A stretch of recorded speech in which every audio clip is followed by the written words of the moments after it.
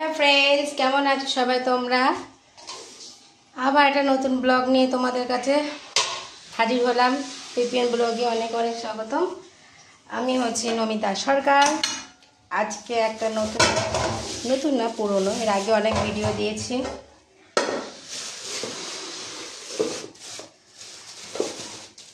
আজ হচ্ছে মাটন,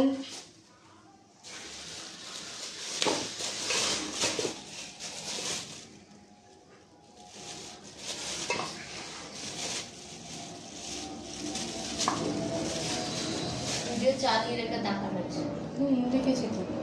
এই তো দেখো মটন এনেছে, এটা পরিষ্কার করে ধোবো, এটা রান্না করব। দিয়ে দিলাম, এখানে পেঁয়াজ কেটে নিয়েছে, এখানে আলু কেটে নিয়েছি, এখানে ভাত বসিয়ে দিলাম।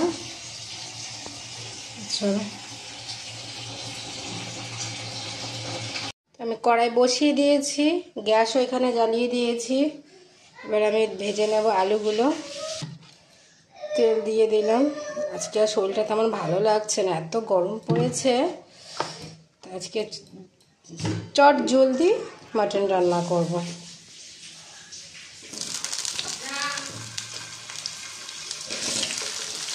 আর এই গরমে যারা বাইরে কাজ করে, আমরা তো বাড়িতে ঘরে থাকি, তাও ঠিক আছে, যারা বাইরে কাজ করে তাদের যে কি অসুবিধে।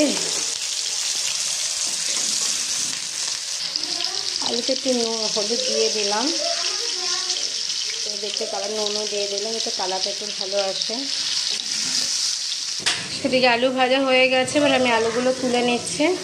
তেল তুলে নিয়েছি, দিয়ে দেব গোটা জিরে আর তেজপাতা ফোড়ন। এটা ভাজা হয়ে গেছে, এবার দিয়ে দেব পেস্ট করা মশলাগুলো। ও হ্যাঁ, তোমাদের একটা কথা বলতেই ভুলে গেছি। আজকে কিন্তু আমি রান্না করব মাটন, কিন্তু বেশি একদম তেল দেব না। আলু ভাজা যেই তেলটুকুনি দিয়েছি, ওই তেলটুকুনি দিয়েই আমি আজকে মাটনটা করব। কম তেলে মাটন, জানো সবাই, এমনিতেই মাটন হচ্ছে রিচ খাবার, তার মধ্যে আরও বেশি তেল দিলে এই গরমে ভীষণ কষ্ট, কিন্তু খেতে তো হবে, কিছু করার নেই। কিন্তু আজকে পুরো টোটাল অল্প তেল দিয়ে আজকে মাটনটা করব। তা তোমরা দেখে নাও চটপট করে। এখানে নুন দিয়ে দিয়েছি, এবার এখানে দিয়েছি গুঁড়ো মশলাগুলো। এখানে কাঁচা লঙ্কা আমি পেস্ট দিয়ে দিয়েছিলাম। এখানে দিয়েছি কাশ্মীরি লঙ্কা, জিরের গুঁড়ো, হলুদের গুঁড়ো আর ধনের গুঁড়ো। এটাকে দিয়ে সুন্দর করে কষিয়ে নেব মশলাটা ভালো করে।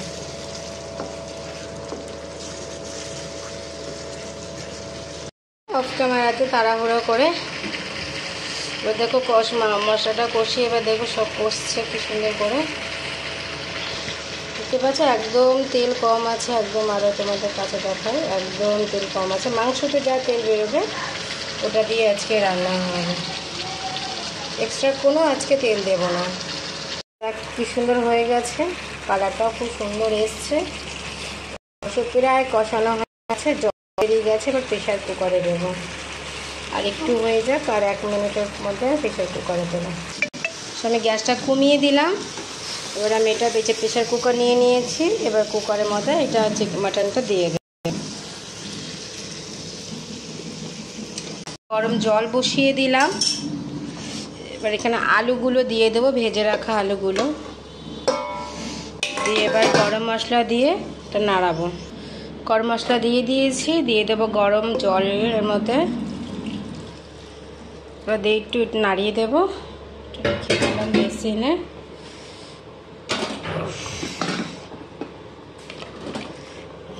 বসিয়ে দিয়েছি কুকার, এবার 4টে সিটি হতে দেব। এদিকে ভাতটা একটু নাড়া দিয়ে দিই, তারপরে আসছি আবার।